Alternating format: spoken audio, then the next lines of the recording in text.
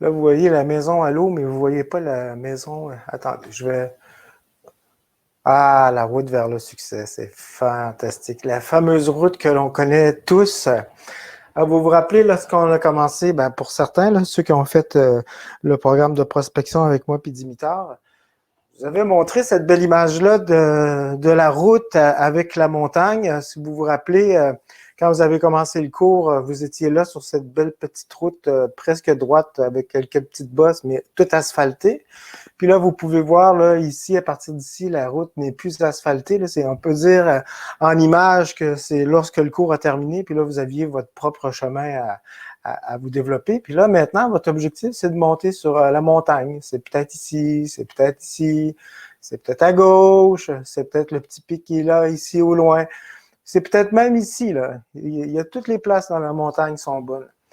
Et puis là, ben, de ce temps-ci, ben, on vit l'histoire du confinement, du coronavirus, puis tout ça, que ce ne sont que des petits obstacles. Là. Ça se trouve, là, pour aller monter jusqu'ici, là, ben, il va falloir monter, descendre, puis des fois, ça se peut que la pente soit brute, puis abrupte, puis qu'il y ait des obstacles. Alors, ben là, aujourd'hui, on en a un, non planifié, non que personne ne voyait. Encore que quelques mois, les économistes disaient qu'on vivait une super belle croissance et qu'on ne voyait pas une récession qui allait arriver. Eh bien voilà, on est déjà dedans. Une récession, normalement, on le sait 6 mois après qu'elle ait commencé, mais on peut déjà d'ores et déjà dire que la récession est déjà commencée. Tous les commerces sont fermés. Je veux dire, plus que ça comme arrêt, là, c'est assez grandiose. Moi, je n'ai jamais vu ça de toute ma vie. J'ai vu plusieurs cycles économiques dans toute ma vie et un comme celui-là, je ne l'ai jamais vu. Alors là, on est dans de nouvelles opportunités. Alors, je me rappelle qu'en 2018, j'avais commencé avec Jennifer, ma conjointe, un programme de location-achat. C'était le fameux moment économique où les gouvernements avaient aussi injecté beaucoup d'argent comme maintenant pour redresser la situation des papiers commerciaux. Bon, moi, je passais à travers de ça, je m'en suis bien sorti et ça va être encore la même affaire aujourd'hui et ça va faire en sorte qu'il va y avoir des nouvelles opportunités. Alors, ne vous découragez pas, c'est vraiment le temps de retrousser vos manches et puis de planifier, puis de faire tout ce que vous avez à faire pour développer votre entreprise. Alors, c'est le meilleur temps pour développer vos sources de référence. Tout le monde est à la maison, tout le monde est chez eux, tout le monde est disponible. Moi, quand j'appelle des gens, c'est super facile de les rejoindre. C'est le temps de monter de votre banque d'investisseurs. C'est le temps de faire votre branding personnel. Vous avez rêvé de liberté, bien là, maintenant, vous l'avez. Là. On vous l'a imposé. Là. Vous êtes peut-être à la maison. Là, que quand vous allez prendre votre retraite de votre job, ben, c'est ce qui va vous arriver, c'est que vous allez être chez vous et puis vous allez devoir faire du développement. La seule affaire, c'est que c'est plus difficile d'aller rencontrer les autres, mais au téléphone, avec les moyens technologiques d'aujourd'hui, c'est super facile de les rejoindre. Maintenant, c'est à vous de choisir où vous en êtes et où est-ce que vous voulez aller. Alors, la semaine prochaine, avec Raymond, ça va être l'animateur de la rencontre. Ça va s'intituler « Se réinventer en temps de crise ». C'est la semaine prochaine, c'est samedi le 4 avril à 10 heures. Raymond va être l'animateur, puis moi, je vais être son invité, puis on va parler de comment on peut se réinventer en temps de crise ou peut-être se réinventer ou aussi peut-être pas se réinventer, ça va juste dépendre de vous. Alors, on va avoir ça comme sujet. J'ai mis le lien dans la page Facebook des Grands Dauphins Élite Plus. Alors, vous pouvez aller vous inscrire. Il y a déjà quelques personnes inscrites. Alors, voilà, c'est fantastique. Alors, voilà, on continue. La consolidation de dette. Aujourd'hui, la formation que je vous donne, elle est que pour vous, les Grands Dauphins. Alors, éventuellement, je vais faire cette formation-là, peut-être un peu différente, mais je vais la faire pour le grand public. Et puis, éventuellement, on va en faire une autre version. Puis là, ça là, va venir certainement plus rapidement. Ça va être une formation sur la consolidation de dette pour les consommateurs. Alors, ça va me permettre, avec un webinaire comme celui-là, de rejoindre plein de fameux clients potentiels qui auront dans quelques mois des problèmes de crédit. Je ne pense pas qu'Equifax va mettre un frein sur les non-paiements. Alors, ce ne sera pas une excuse aujourd'hui pour ne pas payer. Alors, on vous dit souvent, là, depuis longtemps, qu'il faut toujours garder 3 mois d'épargne, en tout cas, du moins 2 mois d'épargne. Vous devriez avoir normalement dans votre compte bancaire ou dans un compte absolument très liquide, 2 mois pour subvenir à tous vos besoins. Et ce qu'on constate aujourd'hui, c'est qu'il y a à peu près 40% des gens qui n'ont pas de quoi faire le mois. Même la plupart n'ont même pas de quoi faire la prochaine paye. Et puis imaginez-vous, s'il y en a 40% qui n'ont pas de quoi faire 2 semaines, imaginez-vous combien il y en a qui sont capables de faire 1 mois et combien il y en a qui sont capables de faire 2 mois et combien ils sont capables de faire 3 mois et peut-être même 4 mois. Parce que là, on est dans une crise qui, à mon avis, on ne sortira pas de là avant l'été. Il nous reste encore 2 mois, peut-être 3 mois avant de vraiment sortir de là. Le confinement, on sait déjà que c'est jusqu'à la mi-avril, mais j'entendais le ministère des Finances cette semaine nous parler de quelque chose comme mi-juin. Alors, préparez-vous, vous avez beaucoup de temps. Vous avez beaucoup de temps pour développer votre entreprise. Alors, profitez de cette occasion-là. Moi, je l'ai jamais eu. Il a fallu que je laisse ma job pour avoir ça. Fait que vous avez encore de la sécurité si vous travaillez. Parfait. Alors, on va commencer. Les objectifs de la formation aujourd'hui, c'est d'identifier les clients à fort potentiel, réussir souvent puis longtemps. C'est ça l'affaire. C'est là que va jouer votre carrière de prospecteur. C'est de réussir, pas juste une fois, pas juste 2 fois, mais c'est réussir longtemps.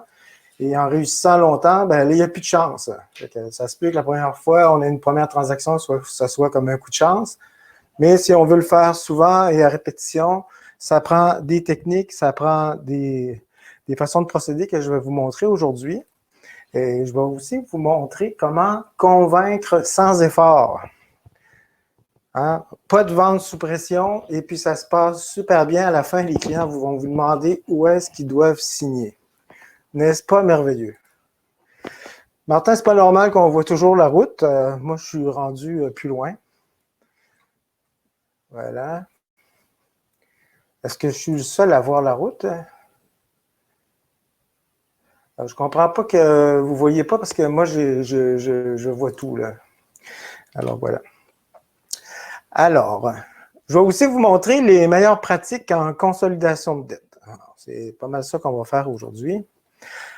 Alors, la première chose que vous devez faire quand vous allez rencontrer des clients ou les premiers contacts que vous allez prendre avec vos clients, c'est d'inspirer confiance.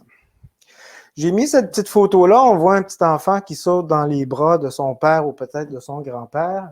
Et cet enfant-là, il saute et il touche à rien, il saute, il va sauter dans les bras de son parent en ayant absolument une totale confiance.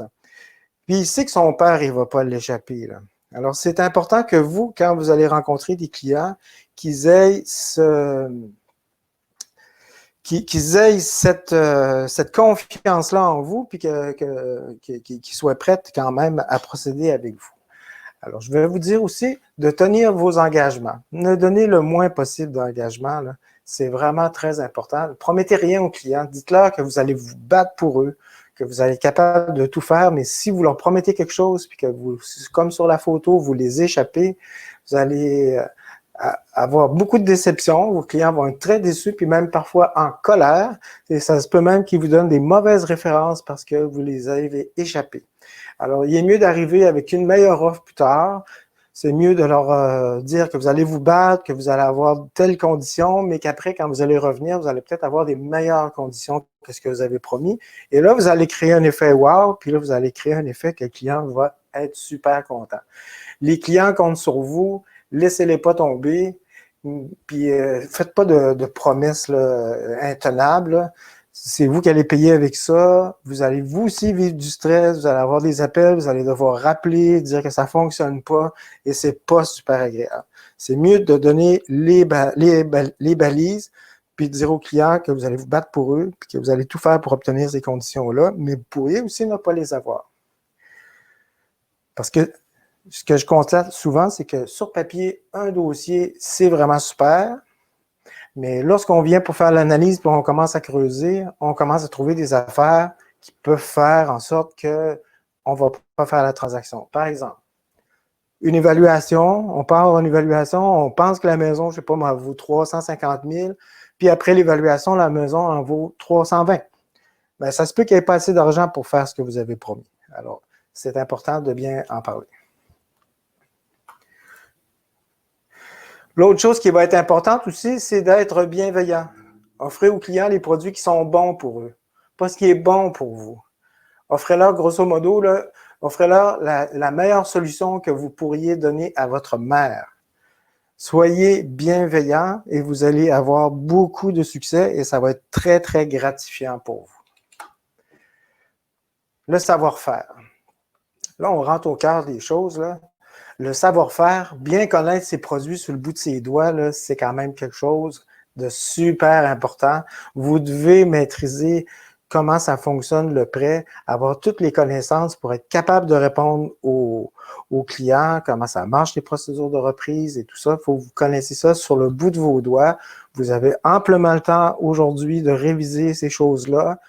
Vous en retournez sur le groupe du Club des prospecteurs. Vous avez encore toutes les vidéos qui sont là-dessus. Vous pouvez encore les réécouter. Réécoutez-les une fois, deux fois, trois fois. Vous allez voir qu'il va rentrer quelque chose à chaque fois.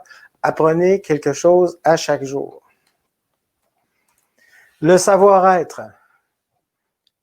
Ça, c'est l'autre élément qui est important. Après le savoir-faire, il faut avoir le savoir-être. Il faut savoir beaucoup écouter. Pas trop parler, beaucoup écouter. Et puis aussi, j'ai sorti les petits temptations pour Dino. Parce que les petits temptations, là, c'est quand les petits animaux, ils vont vous aimer puis que vous allez inspirer la confiance puis le bien-être autour de vous. Vous allez avoir une très, très, très grande écoute de vos clients et ça va inspirer une énorme confiance. Alors, primo, le savoir-faire. Deuxio, le savoir-être. Et troisio, le savoir-dire. Présenter un projet puis en discuter, c'est super important. Présenter son projet comme un pro, ça va vous permettre d'être très, très convaincant. C'est vous qui avez la meilleure solution, puis qu'il faut que le client il le sache et que ça répond aussi à ses besoins. Vous êtes le maître de l'entrevue. Quand vous allez chez un client, c'est vous qui menez l'entrevue. Ce n'est pas le client qui pose plein de questions pour que vous répondiez, parce que dans ce schéma-là, vous allez être juste comment dirais-je, en état que vous avez juste des objections à donner. Le client va vous dire quelque chose, vous allez donner une réponse, il ne va pas être d'accord, puis là, ça va mener nulle part. Il faut que vous meniez l'entrevue et que vous posiez des questions dans l'entrevue qui va emmener le client à réfléchir sur les points que vous allez vouloir soulever plus tard. Et en même temps, dans l'entrevue, vous allez poser des questions pour connaître c'est quoi ses besoins, c'est quoi ses problèmes, qu'est-ce qu'il a besoin pour résoudre ses problèmes, qu'est-ce qu'il va faire qu'il va dire oui pour prendre votre solution que vous allez lui proposer. Parce que vous savez faire, vous connaissez la liste de tous les projets, de tous les produits que vous avez. Vous avez du prêt hypothécaire, vendre les maisons, location avec option d'achat. Vous avez toutes ces solutions-là que lui ne connaît pas forcément. Là. Vous allez l'amener graduellement à prendre une réflexion puis à voir quel va être le meilleur choix pour lui. Est-ce que ça va pour tout le monde? Hey Martin, ça ne marche pas bien finalement, l'Internet dans les Laurentides. Est-ce qu'ils ont fermé la route pour aller dans les Laurentides d'ailleurs? Alors, votre réussite est durable. Si vous avez votre savoir-faire, vous avez le savoir-être et le savoir-dire, vous allez avoir une réussite qui va être durable, pérenne et qui va marcher dans le temps très longtemps. C'est le cas chez moi. Je sais faire, j'ai une bonne approche, je sais comment présenter les choses et j'ai du succès avec ça. Alors maintenant, on va y aller sur qu'est-ce que la consolidation de dette. Alors j'aimerais ça, à part Carole là, qui sait exactement ce que c'est, j'aimerais ça que quelqu'un me dise qu'est-ce que la consolidation de dette. Alors je vous laisse 30 secondes pour répondre à ça.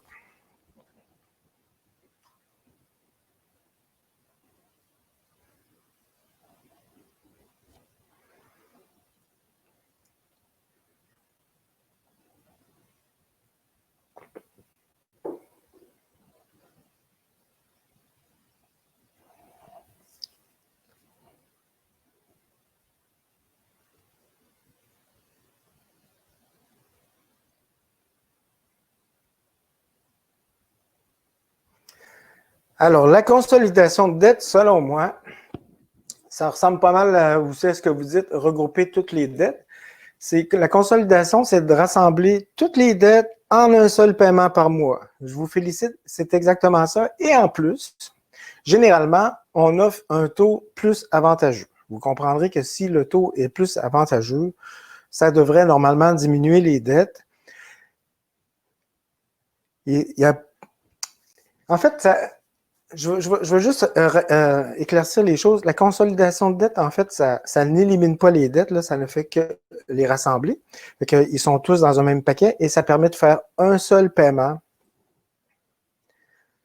avec un plus petit paiement, puis avec la même dette. Puis, normalement, avec un taux plus avantageux, on peut penser que ça va donner un paiement plus petit. Mais en plus, si vous jouez sur l'amortissement, ben, ça peut aussi beaucoup changer le paiement. Alors, la consolidation de dette, ça ressemble pas mal à ça. Et c'est d'avoir surtout des paiements plus petits. Si vous arrivez avec une solution avec un paiement plus petit, je vous dis, là, vous allez être hyper gagnant. Si les gens veulent faire une consolidation de dette avec un paiement plus grand, c'est pas très, très, très winner. Alors, la consolidation, ça consiste à réduire les mensualités, à réduire les intérêts et les autres frais, à éliminer les appels de la part des créanciers. Alors, quand vous devez de l'argent et que vous avez toujours un collecteur ou la banque qui vous appelle pour vous demander de l'argent, c'est un peu fatigant, ça peut amener du stress. Rembourser les dettes dans un délai raisonnable, c'est le but de la consolidation de dette. Et puis, moi, je vais surtout vous demander de privilégier, qu'on soit capable de reconsolider la dette dans un prêt hypothécaire dans une courte période de 6 à 9 mois. Comme ça va encore réduire les paiements de votre client.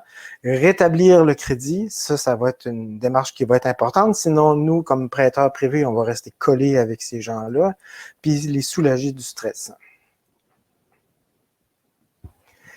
Voilà.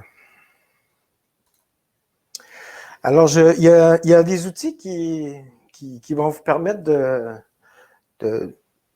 des outils qui sont très reconnus, là, comme celui de l'Agence de consommation en matière de finances du Canada. Il y a des outils qui sont très, très intéressants. Alors, si vous prenez ces outils-là, puis vous allez chez le client, puis vous allez les utiliser, vous allez déjà gagner beaucoup en confiance avec les clients parce qu'il ne doutera pas que vos chiffres sont truqués. Et en plus, il connaît le gouvernement, donc ça va inspirer confiance. Alors, ce que on va faire maintenant, c'est que je vais changer de fenêtre. J'espère que ça va bien fonctionner. Je vais changer de fenêtre, puis on va aller sur le site du gouvernement du Canada.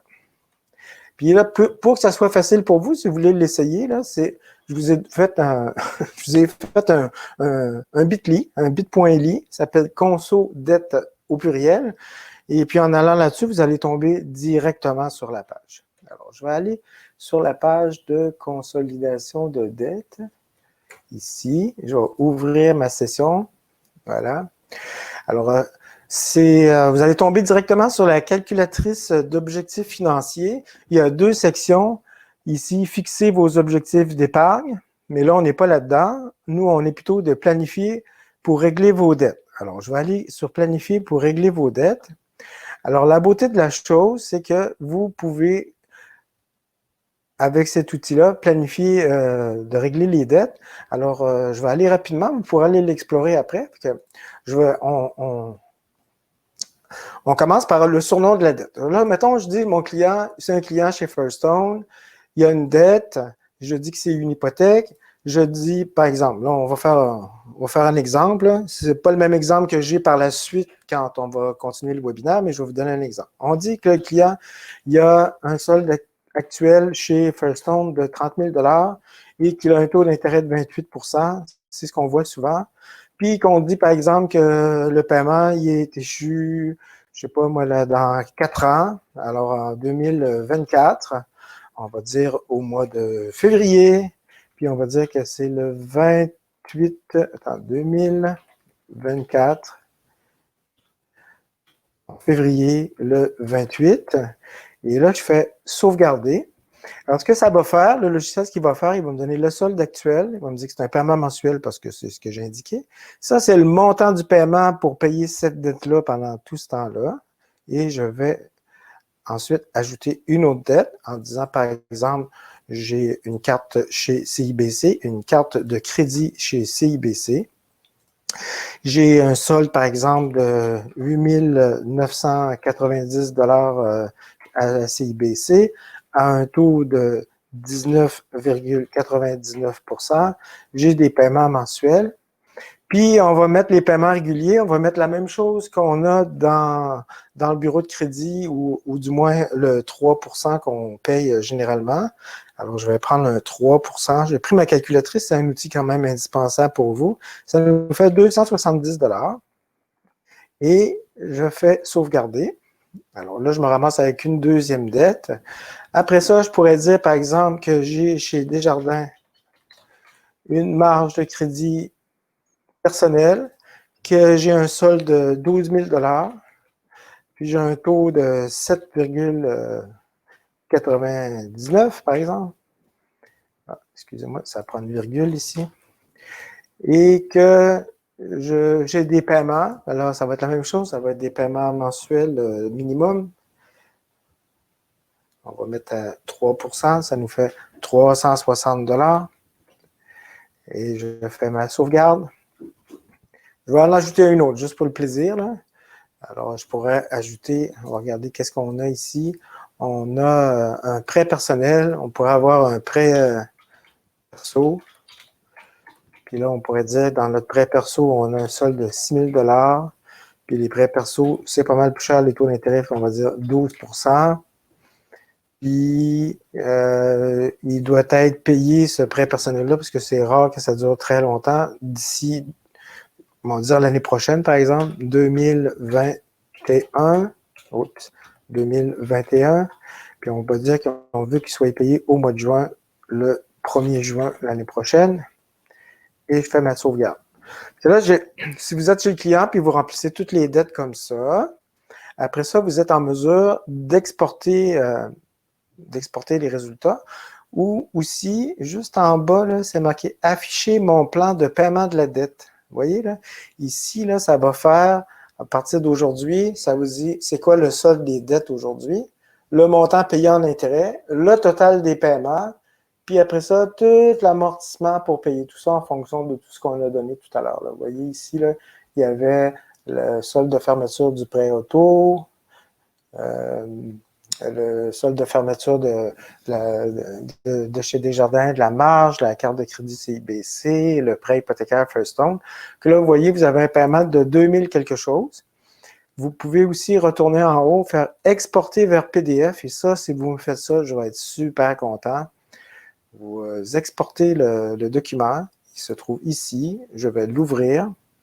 Et là, vous allez avoir la liste de tous les paiements que vous avez rentré dans le logiciel. Moi, ça va m'être super utile. Je vais voir avec ça, c'est quoi les dettes que vous voulez inclure dans la consolidation de dettes.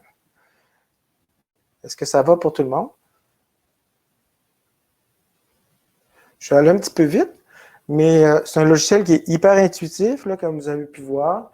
Super facile à utiliser. Vous avez qu'à retourner après, aller le voir, le visiter, puis vous pratiquer avec. Vous pouvez peut-être même le faire avec votre situation. Puis, ça permet rapidement d'avoir des informations. Alors, ce que je vais faire, je vais retourner à mon petit PowerPoint. Voilà. Maintenant, vous devez revoir mon PowerPoint avec la calculatrice d'objectifs financiers que vous allez voir maintenant. Est-ce que vous voyez la calculatrice d'objectifs financiers? C'est là-dessus qu'on est allé. Là. On est allé explorer ça. Qu'est-ce que tu en penses, Carole, de ça, là?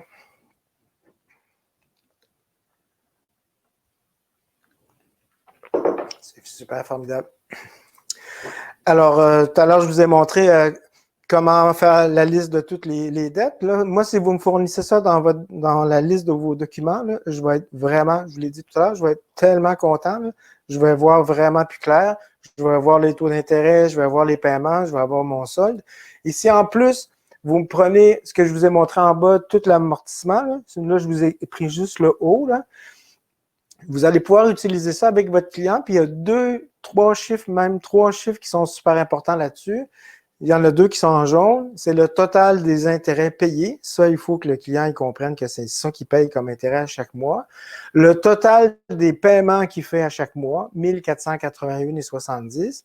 Puis là, c'est pas difficile de contester ça avec votre client. Là. Il vous le dit. Là. Puis quand vous allez faire le tableau avec lui, là, si moi tout à l'heure, je mettais 3% du solde de la carte, mais s'il vous dit qu'il paye 500, mettez 500. Là.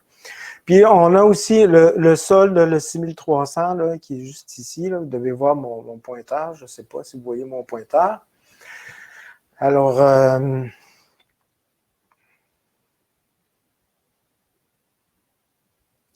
Dino.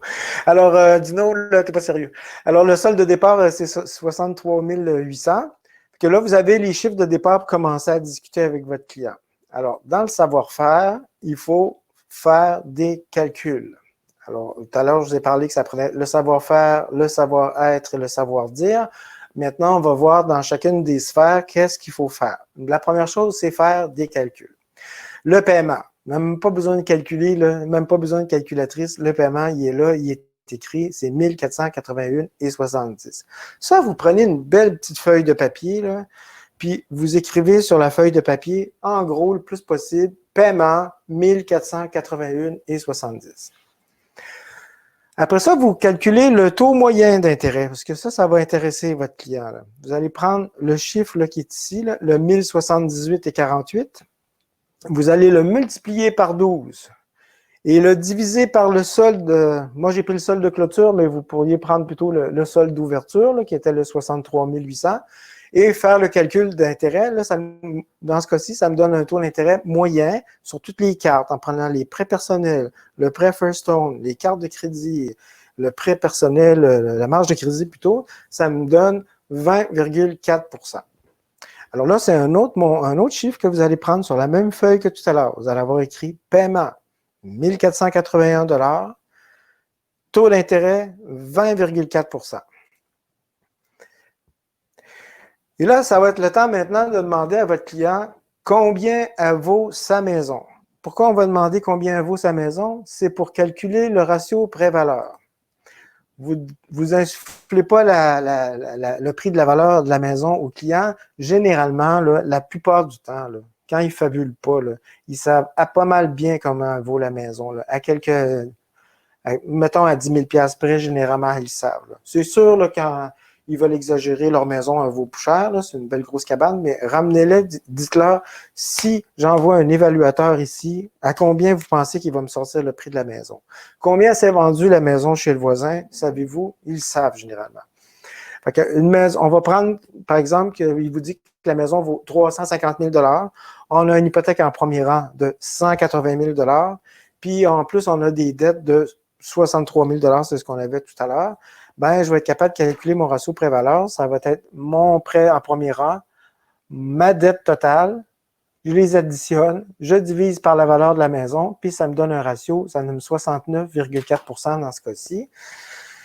Alors, si vous savez que votre prêteur privé ne va pas en haut de 75 %, ben vous êtes bon à partir du moment que vous avez un chiffre qui est en bas de ça ou proche de ça. Ça pourrait être un petit peu plus, là, si jamais le client vous dit que la maison vaut autant, ben, soit on peut enlever des dettes pour arriver à un bon ratio, ou lui dire, ben, si on fait une évaluation et que la maison vaut plus cher, ben, je serai capable de vous prêter plus. Alors, placez-leur devant eux, là, les chiffres qu'on vient de calculer. Là. Bien en vue là, pour le reste de l'entrevue. Il faut que ça soit devant eux là, pendant tout le temps de le reste de l'entrevue. Là. Vous allez lui mettre le paiement mensuel, 1481,70, le solde à rembourser, 63 400, et le taux d'intérêt moyen de 20,4 %. Puis si vous voulez, là, vous pouvez même mettre le montant des intérêts qu'ils payent à chaque mois. Ces trois chiffres-là, ce sont les plus importants, et le quatrième est secondaire, tant qu'à moi, mais ces trois chiffres-là, ça va être vos arguments de vente que ça s'en vient. Alors, tout se joue ici, ça passe ou ça casse. Tous les chiffres répondent aux critères de Priva Finance. Dans mon cas, par exemple, c'est un dossier, c'est un oui, puis on peut continuer. Alors, yes, on y va, on va pouvoir continuer. Sinon, Alors là, si vous êtes rendu là, puis que c'est un yes, c'est le temps de demander un verre d'eau ou un café à vos clients. C'est le temps maintenant de prendre une petite pause. Là. Vous avez pris de l'information, on a les chiffres devant nous, on prend la petite pause. Si c'est un non, ben vous avez vos dernières munitions. Quelles sont vos dernières munitions? Ben, si vous ne pouvez pas rien faire pour eux, c'est le moment de les diriger vers toutes les autres solutions que vous connaissez, les courtiers, les syndics de faillite, les conseillers en crédit, la CEF, c'est des organismes communautaires qui vont donner de l'éducation financière. Et vous avez votre produit magique, l'allocation avec option d'achat. Ça va jusque-là? Alors là, on a dans notre savoir-faire, on sait c'est quoi les grands chiffres, puis dans notre savoir-dire, ben on va prendre soit un moment de détente si on pense qu'on veut aller plus loin, les faire réfléchir sur les chiffres qu'ils ont, et sinon, ben, leur proposer d'autres solutions, puis vous allez voir si vous avez de l'ouverture rendue là. Dino, il me dit si je me fie à la valeur municipale. Non, je ne me fie pas à la valeur municipale. Pourquoi je ne me fie pas à la valeur municipale? Parce que si je prends la valeur municipale d'une propriété sur le plateau Mont-Royal, tu ne vas jamais faire de prêt. Jamais, jamais, jamais. Si tu te fies à la valeur municipale d'une propriété qui est loin dans les Laurentides, ben ça se peut que quand tu vas avoir l'évaluation, que ça ne sorte pas comme tu veux. Une maison un petit peu extraordinaire dans un quartier ordinaire, ça se peut que l'évaluation ne sorte pas comme tu veux. Alors, je ne suis pas très, en tout cas, pour un prêt privé, ça va nous prendre des évaluations. Je me fierais plus peut-être à ce que la valeur marchande que va me donner le client parce qu'il sait pas mal ce qui est vendu dans le coin. Tandis que la valeur municipale, là, ça n'a comme pas rapport. Là. Vous voyez, mon voisin, l'avant de chez nous, ben, il a vendu la maison moins cher que la valeur municipale. Alors, si je m'étais basé là-dessus, ben, je serais revenu en disant non. Là. Le client, il savait que sa maison valait moins cher que la valeur municipale. Demandez-lui plutôt cette information-là. Elle risque d'être plus juste et plus valable. Puis en plus, elle va venir de votre client. Alors, si jamais ça ne fonctionne pas, ben ça viendra de lui. Ça ne viendra pas d'ailleurs. Là. Voilà. Ben, Raphaël, il me demande pourquoi l'allocation achat. Ben, si on voit que le financement, ça ne fonctionnera pas, il ne reste pas bien d'autres choses. Là. Il reste l'allocation achat ou qu'ils vendent la maison ou qu'ils fassent autre chose, une faillite ou je ne sais pas quoi. Là. D'accord? Alors maintenant, on sait là, que le client, il se préqualifie. Alors, qu'est-ce qu'on fait? Là, on est en train de prendre un café. Les chiffres sont sur la table. On a le paiement, on a le taux d'intérêt. Quel autre chiffre qu'on a aussi en plus? Est-ce que quelqu'un s'en rappelle? On a le paiement, le taux d'intérêt.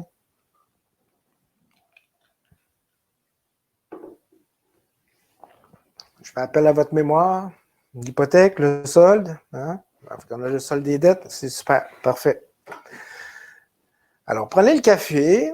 Continuez à inspirer la confiance. C'est le moment de se lever. Vous pouvez aller faire une visite de la maison. Inspirer confiance. Vous avez des dinos, comme il y a toujours des temptations avec lui, s'il y a des chiens ou des chats, c'est le temps d'en donner. Non, mais là, c'est le temps de préparer le terrain. Là. Alors, quand le terrain va être bien préparé, ça veut dire que vous allez avoir demandé à vos clients 3 questions qui génèrent de l'émotion. Est-ce que si tes paiements mensuels diminuaient, aimerais-tu ça? Là, vous avez le paiement, là. Vous aviez le paiement tout à l'heure, 1400 quelque chose. Tu disais, si ton paiement était plus bas que ça, est-ce que tu aimerais ça? La réponse, ça va être toujours oui. Si tu avais un meilleur taux d'intérêt, qu'est-ce que tu en dirais? On a déjà calculé le taux d'intérêt. On sait déjà, nous autres, comme prêteurs privés, qu'on va faire des taux entre 12 et 18 %. Vous avez déjà un meilleur taux que 20 %. C'est encore un autre gain. Il va dire oui, qu'il aimerait ça avoir un meilleur taux. Les clients veulent toujours le meilleur taux. Et puis, si tu payais 500 $ de moins par mois, et si tu prendrais ma solution. Parce que là, vous autres, vous allez avoir calculé pendant ce temps-là, pendant la pause café, que le prêt de 63 000 à 18 %, ça fait un paiement pas mal plus petit que ceux qui ont. De toute façon, vous savez déjà que le taux est plus petit, mais si vous êtes capable, pendant la pause, là, avec votre calculatrice, de calculer combien de moins ça va coûter par mois, vous allez être capable déjà d'insuffler la réponse. Et si, quand tu lui fais dire oui à ces 3 questions-là, puis qu'en plus, ils vont payer 500$ de moins par mois, la réponse est toujours oui. Ils nous ont dit 3 fois yes. Alors, ces 3 fois yes, là, on peut, la vente est presque finie, là. La vente est presque faite. Assurez-vous que vous avez répondu aux besoins des clients, refaites le processus inverse de quand vous avez commencé. Là, vous allez pouvoir répéter que les taux, vous avez un taux plus petit, que vous avez des paiements plus petits, puis qu'ils vont être capables de consolider leurs dettes, puis de refaire leur crédit. C'est exactement ça qu'ils voulaient au départ. La vente par objection, c'est dépassé. Vous n'aurez pas d'objection. Vous ramenez les clients vers leurs besoins. Est-ce que c'est clair, ça? Ça, c'est une démarche que je fais depuis très longtemps et elle fonctionne très bien. Voilà. Alors, vous allez calculer le nouveau paiement, comme je vous ai expliqué tout à l'heure. Vous prenez le sol, 18%, moi, ça me faisait un paiement de 951. Et on savait que tout à l'heure qu'on avait un paiement de 1481. Et on va être capable de dire au client quel va être le nouveau paiement. Et on lui remet encore sur sa feuille qu'il a toujours devant lui, là, qui a son paiement de 1481. Puis là, ça va être le temps de biffer le 1481 et d'écrire à côté 951. Puis juste en dessous, de marquer qu'il a épargné de l'argent. Là, je pense que dans ce cas-là, là, c'est 530 $. Que vous allez pouvoir écrire 530 $ d'économie par mois. On va y arriver un petit peu plus tard. Là, ça se peut que le client, il vous demande c'est quoi le taux d'intérêt. Bon, le taux d'intérêt, le plus tard possible qu'on va parler de taux d'intérêt, le mieux que ce sera. Parce que si en tant que c'est 18%, ça se peut qu'il bloque sur le 18%. Puis le 18%, là, c'est pas ça son besoin. Son besoin, là, c'est de payer moins cher, d'avoir des plus petits paiements, de payer plus vite, de diminuer le stress, puis d'être capable de refaire son crédit, puis de retourner à la banque après. C'est ça son besoin. C'est pas 18%. Fait que le client va vouloir le savoir. Mais amener le client encore sur ses besoins, puis à leur faire dire c'est quoi, c'est les choses qu'il a besoin. Puis, vous allez voir que le taux, ça se peut qu'à un moment donné, il vous le demande même plus, mais vous pourrez le dire éventuellement, mais seulement quand vous allez vraiment avoir atteint les objectifs du client, puis qu'il va être persuadé que c'est ça que ça lui prend. La présentation de l'offre. Maintenant, mentionnez au client que les objectifs, que vous les avez atteints. Le montant économisé, rappelez-lui. Puis dites-lui aussi que ça représente quand même 6 368 $ par année avant impôt, puis que ça prend un super bon salaire. Là. J'ai marqué ça prend 10 000 bruts, là, mais je pense que ça prend plus que ça pour payer les 6 063. Je pense que ça prend 18 000 $ en fait. C'est comme si il fallait qu'il gagne 18 000 $ de plus pour épargner 530 $, qu'il reste 530 $ de plus dans ses poches. Voilà. Alors, montant économisé, 530 $ par mois ou 6 368 par année. Plus les chiffres sont gros, mieux c'est.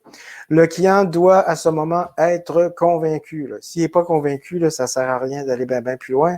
Il faut avoir répondu aux objections, avoir donné les avantages, bien dire que votre produit répond à ses besoins, et puis là, ça va s'enfiler par la suite. Alors, si le client est d'accord, vous allez expliquer le processus. Là, vous connaissez vos processus. Vous allez expliquer comment ça fonctionne. Vous allez obtenir les documents du client. Essayez d'en obtenir le maximum tout de suite. Vous avez aussi des formulaires qui sont dans la page Facebook des Grands Dauphins. Vous prenez ces formulaires-là, vous les imprimez. Vous arrivez chez le client, vous cochez toutes les choses qu'il a besoin. Vous lui remettez, vous prenez le maximum de documents tout de suite, vous cochez les choses qu'il a, puis là, il va lui rester juste une petite liste. Et vous allez avoir moins besoin de faire de suivi de votre client par la suite pour obtenir les documents. Le maximum que vous obtenez sur place, le mieux que c'est. Généralement, même c'est mieux, parce qu'ils ne savent pas toujours c'est quoi ces documents-là. Vous allez être capable avec eux de les identifier, de les prendre, d'en prendre des copies.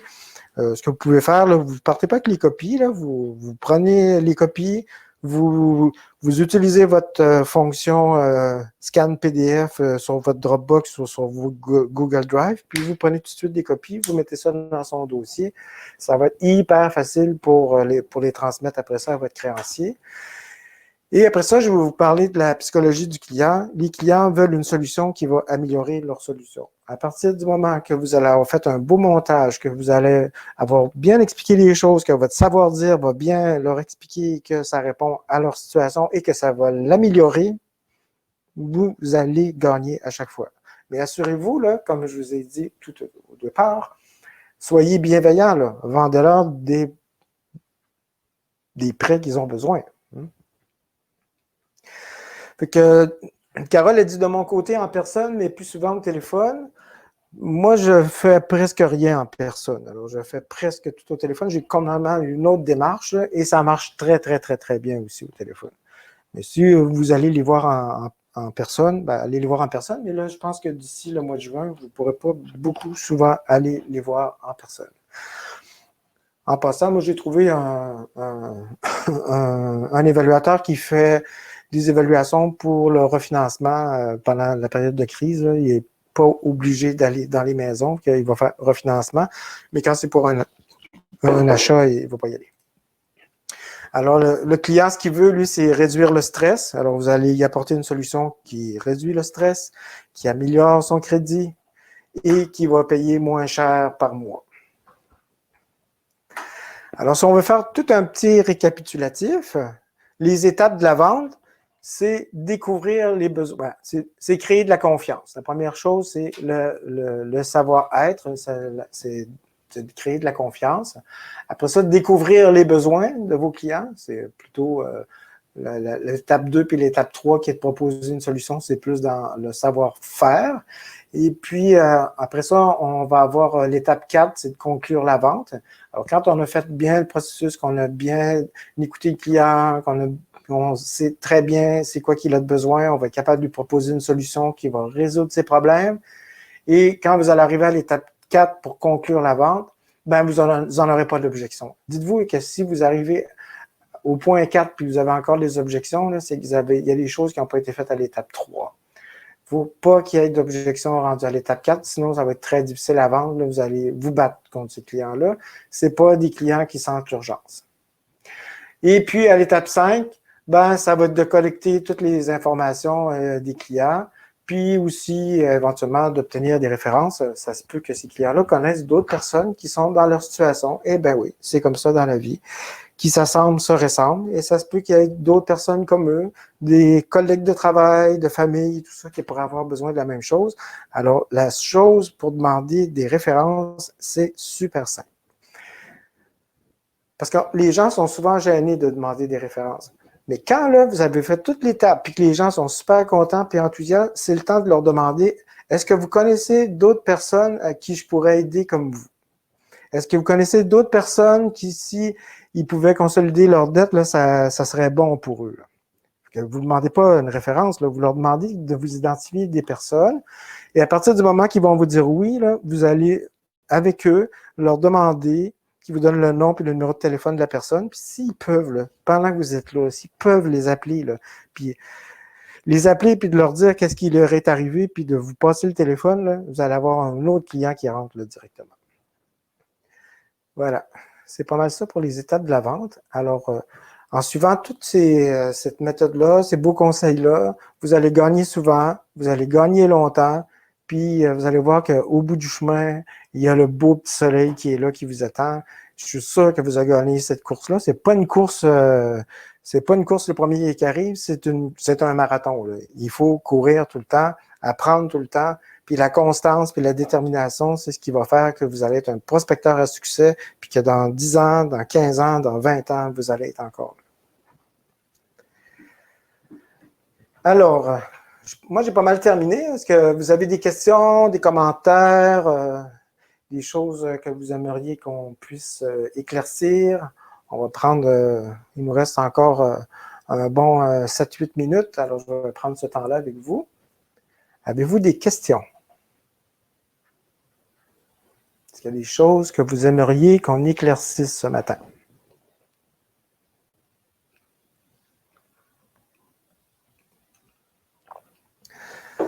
Wolf, il me demande, est-ce que faire de la consolidation affecte positivement le crédit? Ben, justement, le but, c'est que ça affecte positivement le crédit. En fait, à partir du moment qu'on va prendre toutes les dettes puis on va les regrouper, puis on va mettre ça dans un prêt privé, c'est pas publié dans le registre, dans le bureau de crédit, le prêt privé. Donc, c'est plein de dettes qui vont disparaître. En plus, toutes les soldes vont être remis à zéro ou très, très abaissés. Alors, ça va permettre ça de relever la cote de crédit. Moi, j'ai déjà eu des clients qui avaient une cote de crédit de 540. Il n'y avait pas de retard là-dessus. Là. C'est juste qu'il y avait tout à côté dans le plafond. On a payé toutes les dettes, puis 2 mois après, là, puis j'ai fait encore avec Carole récemment, là, 2 mois après, le client est retourné à la banque puis il a refinancé parce que juste en payant les soldes, ben, les ratios sont tombés à zéro et ça a juste boosté la cote d'un coup. Que, il faut absolument que, en tout cas moi pour ma part, là, je veux faire la consolidation de dette avec les consommateurs et je veux que le bureau de crédit se répare rapidement. Parce que s'il ne se répare pas rapidement, là, on va rester très, très longtemps avec les clients. À l'exception, je dirais, des personnes qui ont fait une proposition au consommateur depuis 12 mois, je vais accepter de faire un prêt de 12 mois ou plus pour qu'ils puissent se libérer de la proposition puis de retourner à la banque par la suite. Par contre, on n'est pas garanti par la maison. En fait, on va faire un prêt hypothécaire que oui, on va être garanti par la maison. Wolf, il n'y a pas question que je fasse du prêt personnel. Là, on fait du prêt hypothécaire privé. Que oui, on va toujours avoir une garantie.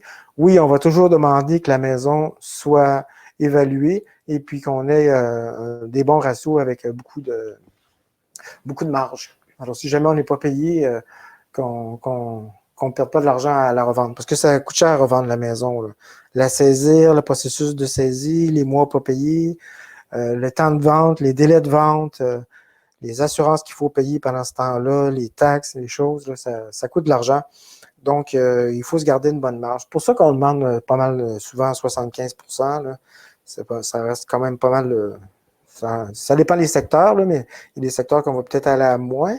Mais dans des grandes agglomérations, 75, peut-être Montréal, des fois 80, ça va être acceptable. Alors, Stéphanie, Jacques, selon ce que Maître Thérien a dit pour le paiement des créanciers et factures, est-ce que le notaire paye toutes les créances incluses dans la consolidation de dette et le notaire émet un chèque au client, il lui paiera lui-même? Non. Moi, comme prêt, quand le prêteur il prête, Stéphanie, là, il donne ses instructions. Et si dans ses instructions, il dit de payer Visa, Desjardins, marge de crédit, CIBC, prêt hypothécaire deuxième rang, Firestone, le notaire, il doit le faire, il a l'obligation de le faire. Et en plus, il a l'autorisation du prêteur pour le faire. Alors oui, c'est possible c'est vraiment possible de faire ça. Et sinon, on ne le fait pas du tout. Moi, je ne vais pas donner un chèque à un client qui ne paye pas ses dettes. Là, ça ne marche pas. Oui, Wolf, ça va être des prêts hypothécaires en deuxième rang. Ça pourrait être aussi en premier rang si jamais il y a une prise en paiement ou quelque chose, mais généralement, ça va être en deuxième rang. Puis là, j'ai une question qui n'était pas dans le sujet aujourd'hui. Combien ça coûte faire un avis d'adresse au notaire? Ben, appelle ton notaire, demande-lui. Ça doit être variable les prix, mais c'est moins de 200 $ normalement. Après ça, Carole écrit exactement, mais je ne sais pas pourquoi. Dino nous demande, si tu dois saisir la maison à cause de défaut, on doit subroger le premier rang. Effectivement, tu peux faire une prise en paiement, mais si tu fais la prise en paiement, ben, il va falloir payer le premier rang pour faire la prise en paiement. Mais si tu fais un préavis d'exercice souvent du contrôle de justice, ben, tu vas être payé s'il y a assez d'argent pour payer le premier puis le deuxième rang. Généralement, les juges ils vont dire que la maison, le prix de vente de la maison va être à 75%, que je te dirais que pas mal, oui, il va falloir payer le premier rang. Alors, il faut prévoir le coût. Alors, c'est pas une location achat.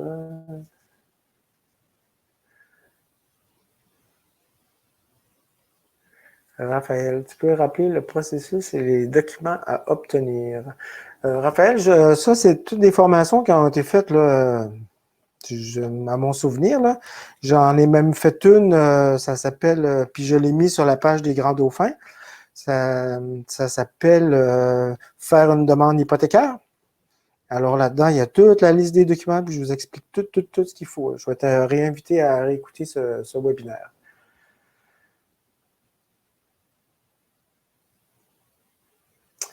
Wolf, il me demande, il dit, pour ramasser l'ensemble des dettes, OK, c'est correct, on sait comment faire. Par contre, le coût que ça leur coûtera, nous, on calcule comment?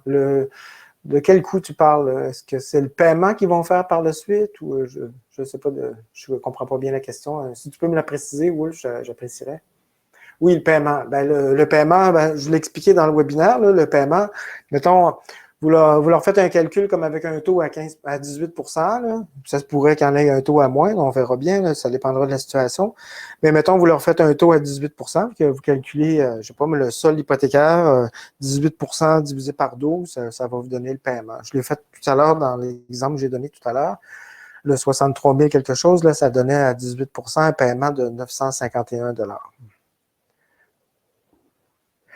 Vous leur faites le calcul sur 18, vous leur dites que le paiement, c'est 951. S'ils sont super contents avec ça, ben, fine, c'est Tigidou, on va y aller avec ça. Si ça crache un petit peu, ben là, vous pouvez dire, ben écoutez, je vais négocier pour avoir un petit peu mieux. Puis, ben là, vous pourrez revenir avec une réponse où vous avez un petit peu mieux. C'est mieux comme ça. Comme ça, vous allez promettre, promettre des choses, puis vous allez livrer plus. Alors, les clients vont être encore plus contents, puis ils vont dire, waouh, c'est super, Wolf, il s'est battu pour moi, puis il a eu un meilleur taux que ce qu'il pensait qu'il allait avoir au départ. Comprenez? Alors, il est 10h52. On peut prendre encore 2-3 minutes pour répondre à vos questions s'il y en a d'autres.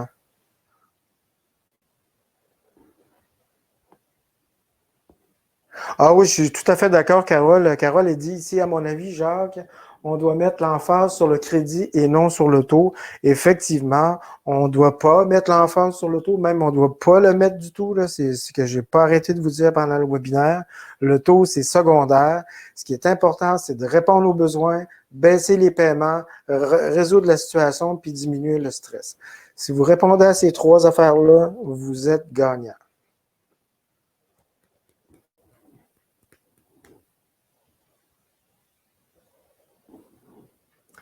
Effectivement, c'est possible. 10 semaines, c'est rapide, mais ça se fait en 10 semaines. C'est 2 mois et demi. Là. On peut redresser un crédit, remonter la cote de crédit, et passer à la banque, avoir le temps de passer chez le notaire, puis 2 mois, 3 mois, c'est pas mal réglé. Là.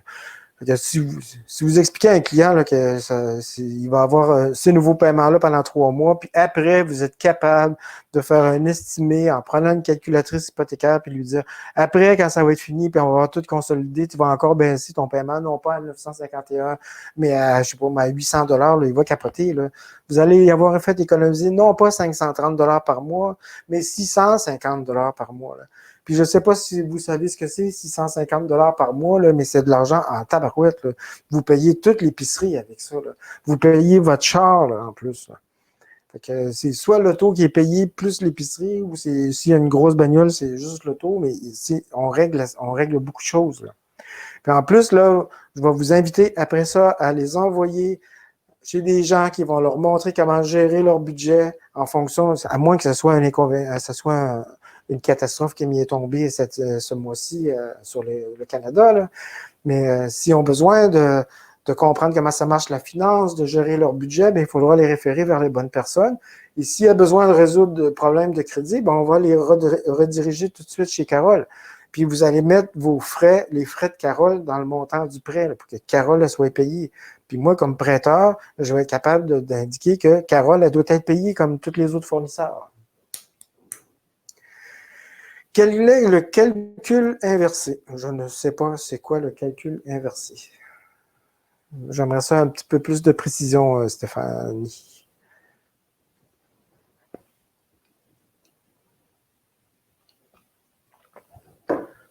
Moi, 10 881, ça, c'est les intérêts. Fois 12 divisé par le sol, ça donne le taux d'intérêt. Oui. Je ne vois pas c'est quoi le calcul inversé. Hein. Comment on calcule le versement de 18 %? Super simple, je vais te l'écrire ici. Tu pourras regarder encore le webinaire. On prend le solde, on multiplie par 18 %, on divise ça par 12 mois, et ça nous donne le paiement.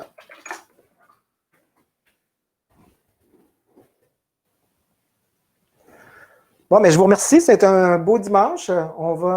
J'espère que je vais vous revoir, du moins samedi prochain à 10 heures. On va être avec Raymond.